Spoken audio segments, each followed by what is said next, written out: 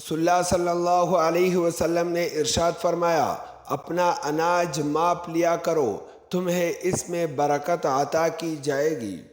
رسول اللہ صلی اللہ علیہ وسلم نے ارشاد فرمایا، اللہ کی راہ میں خیمہ دینا، اللہ کی راہ میں خادم عنایت کرنا اور اللہ کی راہ میں اچھی سواری پیش کرنا سب سے افضل صدقہ ہے۔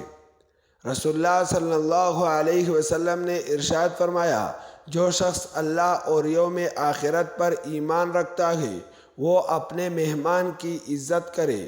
جو شخص اللہ اور یوم آخرت پر ایمان رکھتا ہے وہ اپنے پڑوسی کو تکلیف نہ پہنچائے، اور جو شخص اللہ اور یوم آخرت پر ایمان رکھتا ہے وہ خیر و بلائی کی بات کرے ورنہ خاموش رہے۔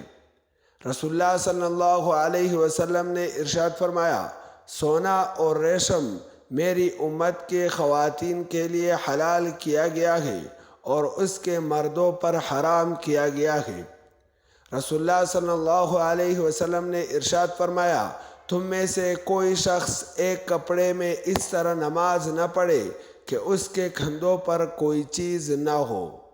رسول اللہ صلی اللہ علیہ وسلم نے ارشاد فرمایا، ابن آدم، اگر تو زائد از ضروریات خرچ کر دے تو وہ تیرے لیے بہتر ہے، اور اگر تو اس سے روک رکھے تو وہ تیرے لیے برا ہے، لیکن ضرورت کے مطابق رکھ لینے پر تجھ پر کوئی ملامتی نہیں، اور اپنے زیر کفالت افراد پر پہلے خرچ کرے۔